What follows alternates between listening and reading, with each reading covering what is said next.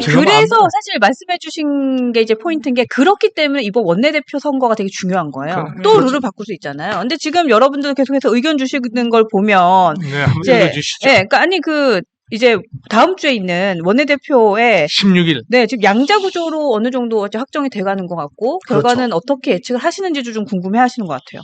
그러니까 저는 이게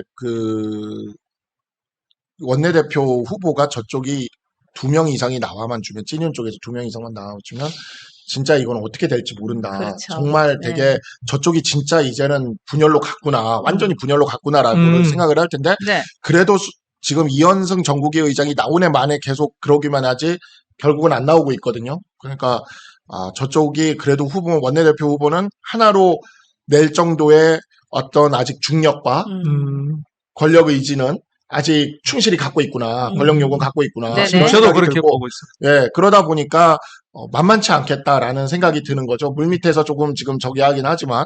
그래서 송원석 의원이 될 가능성이 훨씬 높을 것 같다라는 게 저도 지금 드는 생각이긴 한데. 그렇죠. 실적으로. 표차가 얼마나 나느냐도 또 중요하고.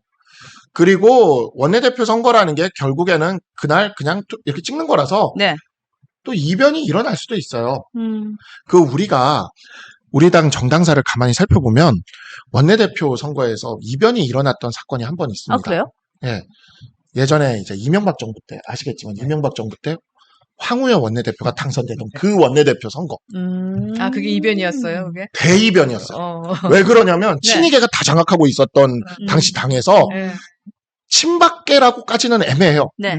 약간 그때 보면 중도에 가까웠던 분이셨죠. 황우여 의원이 원내대표 선거에서 이례적으로 딱 이겼는데 그때 조선일보가 그 다음날 일면이 친이계가 끝났다라는 거죠.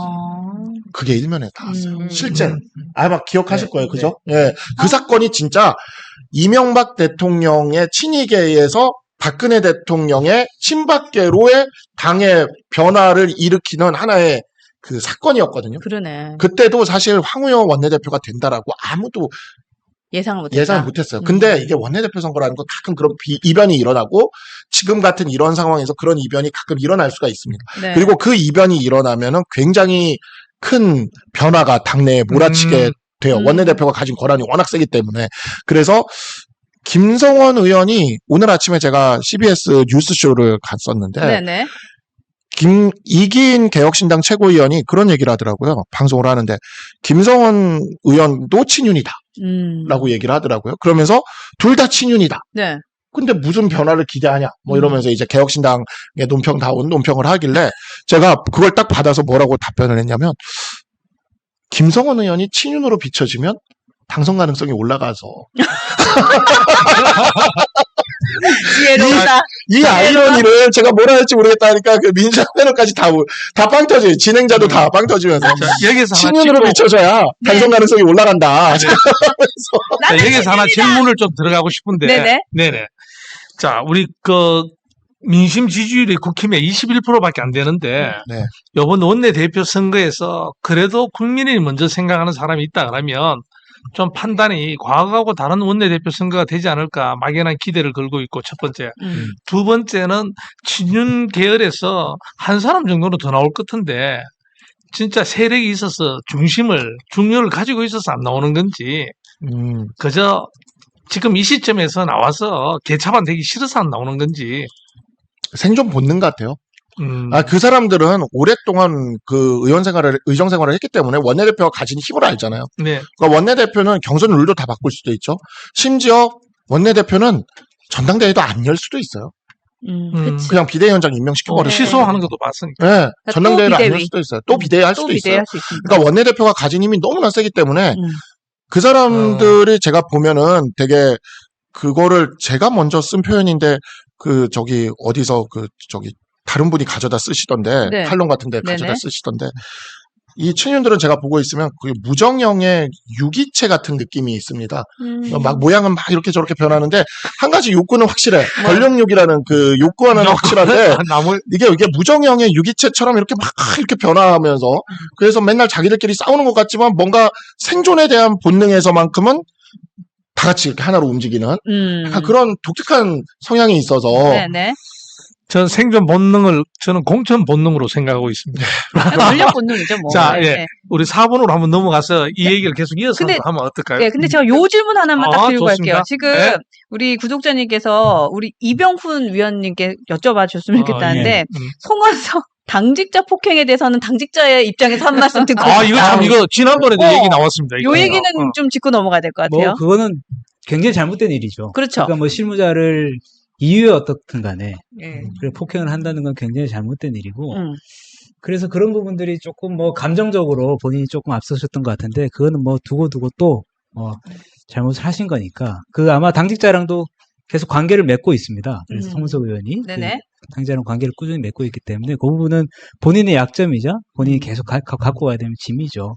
그리고 아까 그 말씀을 못 드렸지만 원내대표 선거는 철저히 의원들의 선거이기 때문에 개인의 친소 관계가 굉장히 중요합니다. 그렇죠. 그러니까 송원석 의원이 어떤 사람이냐, 김성원 의원이 어떤 사람이냐가 이 전체 구도보다도 훨씬 중요합니다. 구도보다 인물이 중요하다. 그래서 이걸 표를 깨기 전까지는 정말 몰라요. 그러니까 왜냐하면 개개인 원내대표의 가장 중요한 것은 의원들 간의 이해관계를 조정하는 능력이거든요. 이거를 굳이 밖에다 얘기할 필요가 없는 그러니까 거고. 이제 반장 선거인데 그 반에서 누가 그럼요. 저 사람을 좋아하는 애들이 더 많으냐.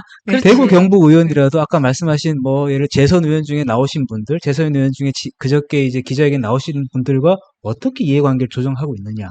이런 것들이 그분의 득표력을 결정하는 거기 때문에 이 지금 밖에서 언론에서 얘기하는 구도, 요것만으로는 좀 설명이 어렵고 내일 선거를 아주 아주 약세적으로 볼 필요는 없다. 구도보다는 인물이다.